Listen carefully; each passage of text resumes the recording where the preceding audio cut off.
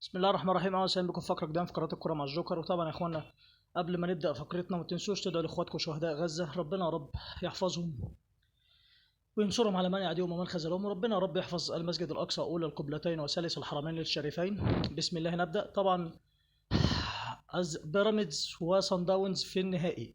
بيراميدز انقذ الكره المصريه طبعا امس بفوز مؤكد امام اورلاندو بايرتس. طبعا فيستون مايلي يقود كتيبة بيراميدز للتأهل للنهائي لأول مرة في تاريخ النادي. طبعا يعني سبق ان بيراميدز تأهل قبل كده للنهائي، لكن كان نهائي الكونفدرالية امام نهضة بركان. طبعا بالتوفيق ليه امام صن داونز، الفريق اللي انا فعلا بقول عليه افضل فريق في افريقيا بيلعب كورة حرفيا، بعيد عن الاهلي والزمالك ومع احترامي للقطبين. لكن مباراة الاهلي وصن داونز لا تعليق، مبالغة في الدفاع، بل بالعكس انت حتى يعني تاخير في التاخير حتى في في استبدال اللاعبين. طبعا يعني العقل بيقول لك لما تطلع امام عاشور واحد يديك الكرة قدام يبقى مين؟ يعني كان في تغييرات غريبه كده. اكرم توفيق نزل مكان امام عاشور. طبعا ما اعرفش التغيير ده، يعني كان المفروض قفشه مكان امام. دي حاجه. الحاجه التانيه طبعا يعني ما اعرفش تغييرات ايه اللي بتنزل في الدقيقه 89 دي ولا 90 دي، بجد يعني والله العظيم مبالغه. وطبعا اداء غير مقنع. وطبعا انا مع احترامي لاخواتي الاهلاويه مش عايزهم يزعلوا. طبعا طبعا يعني زعيم افريقيا مش موجود.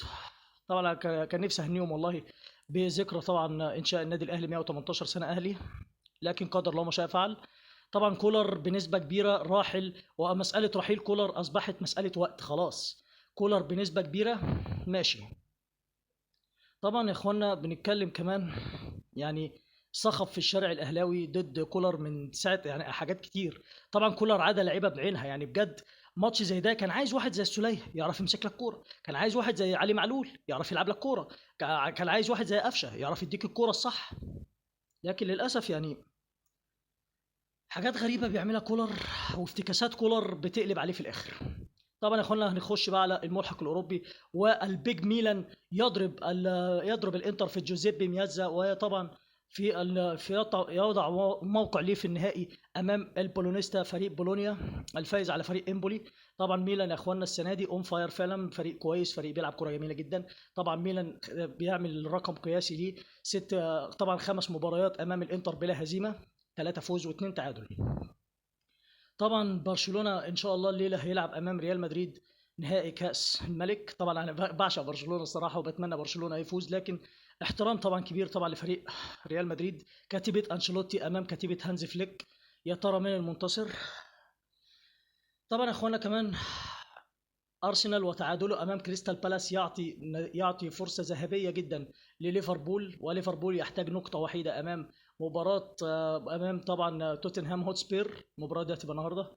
وبالتوفيق كمان مانشستر سيتي امامه مهمه صعبه جدا في نص نهائي كاس الاتحاد الانجليزي امام الحصان الاسود نوتنغهام فورست. كمان فريق استون فيلا امام فريق برايتون، امام فريق كريستال بالاس. طبعا تبقى برضه مباراه مهمه جدا. 4 فرق يعني. طبعا يا ترى مين اللي هيلتحق بنهائي مايو؟ طبعا شهر مايو الجاي كله يا جماعه شهر نهائيات، نهائي الكاس ونهائي افريقيا، حتى كمان نهائي دوري الابطال. لا هنشوف، يعني هنشوف الصراحه مفاجآت كبيره في شهر مايو الجاي. طبعا يعني مع كل احترامنا لاخواتنا الاهلاويه مش عايزينكم تزعلوا، يعني مع كل الاحترام والتقدير لاخواتي، لكن الاهلي النهارده للاسف ساعد صن داونز على الفوق، ساعد صن داونز على التاهل. مفيش طريقه لعب للاسف مفيش حتى الهجمه المركزه، يعني الهجمه المركزه الوحيده اللي انت عملتها هي كانت هجمه الهدف، تمريره حاسمه من امام عاشور، فنشها تفنيش احلى من كده طاهر محمد طاهر. طبعا للاسف يعني مبالغه في الدفاع بشكل رهيب. ما اعرفش كولر معاند ليه اللعيبه بعينها. كولر للاسف يعني في لعيبه قتلها حرفيا، في لعيبه اتقتلت حرفيا مع كولر. طبعا هنرجع كده لحديث كولر. وطبعا انا كان المفروض ارد على اسامه حسني بشان ازمه القمه. طبعا بالنسبه لازمه القمه، لجنه الاستئناف اعلنت ان يوم 8 مايو هو هيبقى الحكم النهائي في حوار ازمه القمه. يا ترى هتتخصم 3 نقط من الاهلي؟ يا ترى ايه الرد؟ طبعا هنرد بقى على مشاكل الزمالك، ومشاكل الزمالك اللي ما بتخلص. طبعا يا اخوانا حسين لبيب، يعني بجد لو بتحب الزمالك يا حسين لبيب امشي، بجد والله. يعني ايقاف كيد جديد. طبعا بسم الله ما شاء الله تويته اتنشرت طبعا بتاعت ممدوح عباس. للاسف مشاكل كتيره بتكوم. يعني النهارده طبعا بالنسبه لالعاب الصالات، اللي طبعا الناس اللي بتتابع الصالات، ميري كانوفيسكا اللعيبه طبعا البرازيليه اللي بتلعب في سيدات نادي الزمالك رحلت رسميا. طبعا انا بقول لك اهو من دلوقتي اللعيبه دي هتوقع للنادي الاهلي، انا بقولها لك من دلوقتي. للاسف مشاكل كتير بتعصف بنادي الزمالك. حسين لبيب خيال مآتة، انا بقولها حرفيا، حسين لبيب خيال مآتة للاسف. كمان مرتضى منصور بيزود الطينه بله، وكأن مرتضى منصور ما عملش حاجه. لا، مرتضى منصور برضو انت انسان فاسد وفاشل. وللاسف هرجع اقولها، الفيفا عرفت طريق الزمالك من ناحيتك انت. هو مين اللي عمل مشكله باتشيكو؟ مين اللي عمل مشكله بوطيب؟ مين اللي عمل مشكله نضاي؟ مين اللي عمل مشكله مين اللي عمل مشكله سامسون؟ مين؟ لا، بجد مشاكل كتير، مشاكل كتير محاصره الزمالك. يعني والله العظيم يعني كان الله في عون الجماهير. طبعا اتمنى يا رب ما كنتش تقلت عليكم. حافظ الله فلسطين. طبعا ونختم بخير الختام والصلاه على نبينا محمد عليه افضل الصلاه والسلام. اترككم في رعايه الله وامنه وحفظه، ولكم منا خالص التقدير والحب والاحترام. السلام عليكم.